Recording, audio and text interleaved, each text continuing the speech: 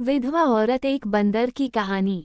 दोस्तों, कैसे हैं आप? उम्मीद करता हूँ ठीक ही होंगे। इस वीडियो में एक जबरदस्त मोरल स्टोरीज लेकर आया हूँ जिसमें आप सोचने को मजबूर हो जाएंगे। दोस्तों, मैं आपके लिए संस्कार और ज्ञान की बातें लेकर आता हूँ जिससे आपके संस्कार उत्तम हो, धर्म ज्ञान उत्तम हो। तो चलिए शुरू करते हैं। धार्मिक पौराणिक कथा के अनुसार किसी नगर में एक महिला रहती थी। उसकी पति की अचानक किसी कारणवश मृत्यु हो गई थी। वो विधवा स्त्री का झोपड़ी उस गांव के बाहर था। उसे कोई संतान है था। वह अकेली उस झोपड़ी में रहा करती थी और जंगल से लकड़ियां लाती और उसे बेचकर जो पैसे मिलते उसी से अपना गुजर करती थी। रोज की तरह वो हर दिन जंगल में लकड़ियां काटने जाया करती थी। हर दिन की भांति उस दिन भी वो जंगल में लकड़ियां काटने जाती है। जब वो लकड़ियां काट रही थी तो उसके कानों में किसी चीज की गिरने की जोरदार आवाज हुई। फिर वो डर गई। फिर उसने इधर उधर देखी लेकिन वहां कोई नहीं था। अचानक वो क्या देखती है कि वहां पर एक बड़ा सा बंदर बैठकर उसको निहार रहा है, जो कोई लड़का किसी लड़की को निहारता है। वो विधवा औरत भी कब से देखकर डर रही थी कि वो बंदर कुछ करेगा तो नहीं, क्योंकि आमतौर पर बंदर काट लेते हैं। लेकिन वो बंदर किसी इंसान की तरह शांत स्वभाव का था और इंसानी बंदर था। थोड़ी देर के बाद वो बंदर वहां से उठकर उस विधवा स्त्री के पास आ जाता है। लेकिन उस विधवा स्त्री ने जान लिया कि यह बंदर इंसानी है, ये शैतान बंदर नहीं है। तो उस विधवा औरत ने उसे पुचकारते हुए कहा, क्या देख रहा था? लेकिन मन ही मन में जवाब दे दिया। वह तो बोल नहीं सकता था क्योंकि वह मनुष्य तो नहीं था। उस विधवा औरत ने उस बंदर से बहुत बातें की। फिर उस दिन का काम समाप्त करके वो औरत अपने घर चली गई। जब वो औरत अगले दिन जंगल लकड़ी काटने गई तो देखा कि वो बंदर पहले से ही वहां है और वह एक मनुष्य की तरह उस औरत की मदद करता, लकड़ी काट देता, लकड़ी जमा कर देता। मतलब एक इंसान की तरह वह बंदर उस औरत को मदद करता, जिससे वह विधवा औरत उससे बहुत लगाव हो गया था। उस औरत का उस बंदर के बिना मन नहीं लगता। जब वो घर अपने झोपड़ी में आई तो देखा वो बंदर वह भी आ गई है। उसे देखकर उस औरत ने उसे बहुत दुलारा। तो मेरा रक्षक है ना, तू मुझे बहुत चाहता है ना? बंदर मन ही मन जवाब देता और वो औरत उसका जवाब समझ जाती। ऐसा ही चलता रहा। एक दिन अचानक उस विधवा औरत बीमार हो गई। वह अपने झोपड़ी में बिछावन पर पड़ी रही। वह बंदर भी उस झोपड़ी में उसे देखने आ गया और बंदर वहीं बैठा रहा जैसे कोई अपना उसका देखभाल कर रहा हो। विधवा औरत ने उसे वह भी पुचकारा, प्यार किया। फिर अगले दिन जब वो महिला ठीक हो गई, उस दिन भी बंदर आया। महिला ने उससे पुचकारा, अपने से सटा लिया और वही दोनों सो गए। सुबह हुई तो बंदर उठ के चला गया।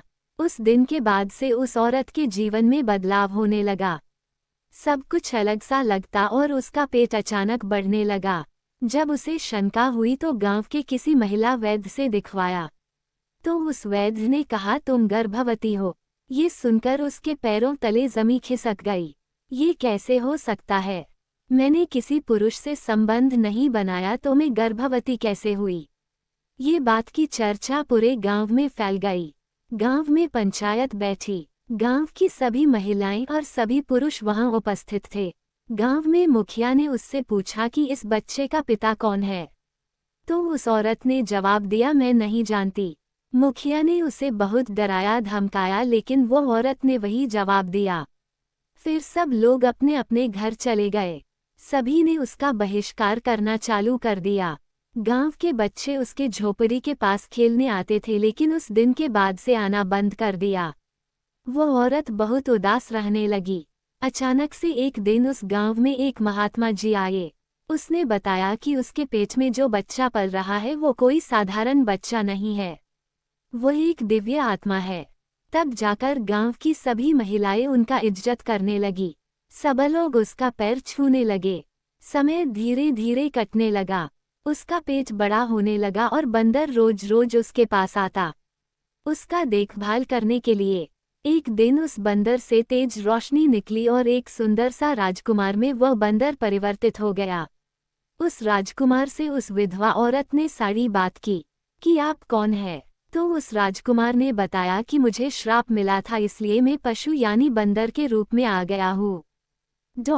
अब हमारा बच्चा जब जन्म लेगा तब मुझे मुक्ति मिलेगी, और ये दिव्य बालक है और तुम पर कभी भी हमला हो सकता है, इसलिए तुम डरना नहीं, मैं हरदम तुम्हारे आसपास ही रहूंगा।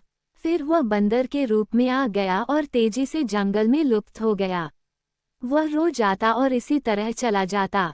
एक दिन वह जंगल में लकड़ी काटने गई और लकड़ी काट रही थी, तभी एक भयानक काला नाग प्रकट हो गया और उस औरत को डसने चला। तभी वो बंदर प्रकट हो गया और नाग पर छलांग लगा दिया और उस नाग को वही समाप्त कर दिया। उसके कुछ दिन बाद जब वो महिला अपने झोपड़ी में था तभी किसी ने दरवाजा खटखटाया।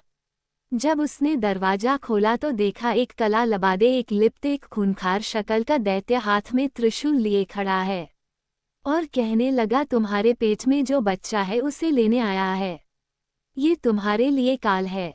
तभी वह बंदर वहां प्रकट हो गया।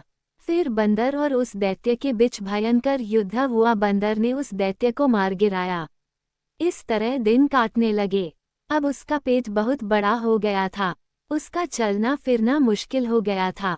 वह बंदर उसके पास ही रहता और वह राजकुमार के भेष में आकर उस महिला से खूब प्यार की बातें करता। उस औरत ने उस राजकुमार से पूछा, आपने इस शुभ कार्य के लिए मुझे ही क्यों चुना? तो उस राजकुमार ने जवाब दिया कि तुम्हारा प्यार निश्चल था, तुम साफ दिल की है, इसलिए मैंने तुम्हें चुना है। और औरत ने कहा, मुझे छोड़ के मत जाओ। तो उस राजकुमार ने, मुझे जाना पड़ेगा लेकिन मैं तुम्हारे आसपास ही रहूंगा, तुम जब बुलाओगे मैं प्रकट हो जाऊंगा। फिर एक दिन उस बालक ने जन्म दिया। उसके जन्म के बाद उस स्त्री के जीवन में खुशहाल आ गया। वह स्वर्ग में चली गई और सुखी संपन्न से रहने लगी।